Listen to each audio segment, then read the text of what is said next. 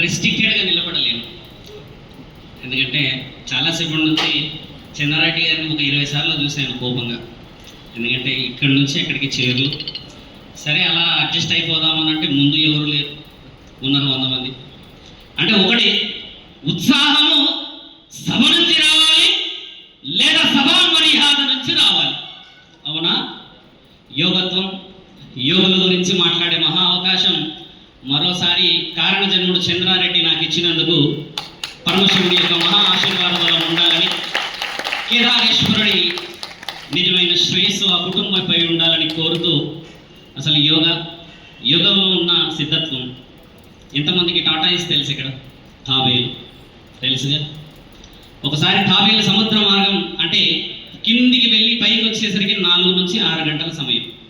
అలా పైకి వచ్చి ఊపిరి ఒకసారి పీల్చుకొని మళ్ళీ లోపలికి వెళ్ళిపోయి అవి ఎప్పుడో మధ్యాహ్నమో సాయంత్రమో వస్తుంది.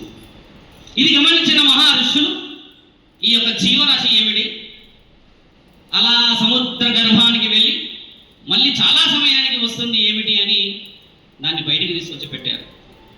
ప్రకటించుకొని వాళ్ళందరూ కలిసి అసలు ఏం జరుగుతుంది, దీని శరీరంలో మార్పులు చేర్పులు అసలు ఏమిటి ఈ ప్రక్రియ అని గమనించి చూస్తే అది పైకి వచ్చినప్పుడు 3 సెకండ్లు 3 క్షణాలని ఊపిరి పీల్చుకొని 6 గంటలు శరీరాన్ని అవరోధన చేస్తుందంట ఆ నీళ్ళల్లో. అర్థమైందన్నమాట. కొంచెం స్పష్టంగా వినాలి.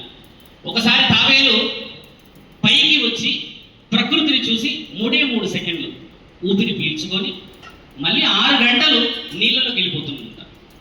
ఇప్పుడు మీరందరూ చేస్తుంది శ్వాస మీద ధ్యాసేగా. 6 గంటలకు ఒకసారి అయితే పీల్చలేము మనం ధ్యాస, వాసం కదా. అఘోరాలు నాగసాధువులు చేసే మహాప్రక్రియ అది. ఒక అఘోర, ఒక నాగసాధువు ఎందుకు 500, 400, 300 సంవత్సరాలు బ్రతుకుంటాడు? ఎందుకంటే వారు పరిపూర్ణమైన శ్వాసని శరీర అవయవాలకు అందించడంలో దిట్టమైన వాళ్ళు. అవునా కాదా? వాళ్ళే ఏదో బతుకుంటే వాళ్ళు ఎక్కువ శాతంగా చూస్తాం. మనం కుంభమేళలో చూసాం, అంతకు ముందుకు అక్కడక్కడ హిమాలయాల్లో చూసాం. అంతేగాని ఎక్కడైతే సామాన్యమైన ప్రజల్లో చూడలేము.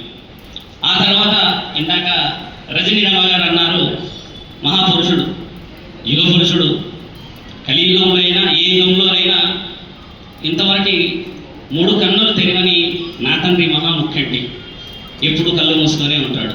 ఏం చేస్తాడు పరమశివుడు? ఏం చేస్తాడు? కళ్ళు మూసుకొని మహాయోగం చేస్తాడా? ఇక్కడ యోగ సాధన చేసే మనము కళ్ళు మూసుకొని శ్వాస మీద ధ్యాస తీసుకొని మనమేమి చేస్తాము? ఆయన అంటే మహాముఖ్యండి కాబట్టి లోక శ్రేయస్సు కోసమని, సమాజ శ్రేయస్సు కోసమని ఎవరైనా ఎక్కడి నుంచైనా నిజముగా నన్ను మహాత్మా పరమశివ అని పిలుస్తారేమో అని కళ్ళు మూసుకొని వింటూ ఉంటాడు కడపలలో జరుగుతున్న ప్రమాదాల విషయాలు. అంతేగా? నా మాట మళ్ళీ ఒకసారి చెప్తా వినండి. దేవాది దేవతలు యోగతో అంటే మీరన్నా ఒక స్థితత్వ రూపంలో ఎందుకు కూర్చుంటారు అని చెప్తున్నాను. ఏ దేవుడైనా ఫుట్బాల్ కానీ, షటిల్ కానీ, వాలీబాల్ కానీ, ఇంకేదైనా క్రీడలు అంటే ఏదైనా ఆడడం చూసామా? ఏ దేవుడిని చూసినా కళ్ళు మూసుకొని ఒక ఆసనంలో ఉంటారు. వివిధ రకాల ఆసనాల్లో కనబడతారు. అలా ముక్కటి మానస సరోవరం దాటిన తర్వాత, యతి అనే మహాయజ్ఞాన్ని దాటిన తర్వాత కైలాస పర్వతంపై కూర్చొని ఉంటాడు మంచుకొండలో. అలా పాల సముద్రంలో తల్లి మహాలక్ష్మితో పాటు మహావిష్ణువు కూర్చుంటాడు. బ్రహ్మ కమలం 5 తలలను వేసుకున్న బ్రహ్మ కూడా యోగ నిద్రలో కూర్చొని కనబడతాడు, లేదా రాతలు రాస్తూ ఉంటాడు. ఒక్కసారి నా ప్రశ్న లోతుగా చూడండి. దేవుళ్ళు ఏం చేస్తారు? కళ్ళు మూసుకొని అడుగుతున్నాను నేను. అర్థమైందా? చాలా తక్కువ శాతంగా వచ్చారు మనుషులు. ఒక విధంగా సాధువులకి అవమానం ఇది. మీకు తెలుసా? ఒక సభ 1000 మందో, 1500 మందో, 2000 మందో వస్తే మేము అందించిన అమూల్యమైన విషయాలే కానీ, అనుభవాలే కానీ కొంతమందికి చేరుతుంది. ఒకవేళ కొంతమందే వస్తే, ఆ కొంతమందిలో పిలిచారు కదా అని మొహమాటానికి వస్తే, ఇక సభ యోగా టీచర్స్ అని లేదా ఇంకేదో అని వస్తే అప్పుడు ఏమవుతుందంటే విలువైన విషయాలకి విలువ లేదు అని అర్థం.